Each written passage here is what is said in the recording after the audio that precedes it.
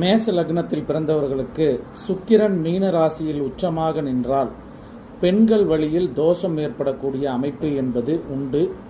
சிறுநீரகம் சார்ந்த விஷயங்கள், ஹார்மோன் பிரச்சனைகள், கண் சார்ந்த பிரச்சனைகளில் கவனமாக இருக்க வேண்டும். அதேபோல திருமணத்திற்கு பிறகு பெரியதொரு பொருளாதாரத்தை இழக்க வேண்டிய சூழ்நிலை என்பது மேச லக்னத்திற்கு 12ஆம் இடத்தில் சுக்கிரன் உச்சம் பெற்றால் அந்த அமைப்பு என்பது உண்டு.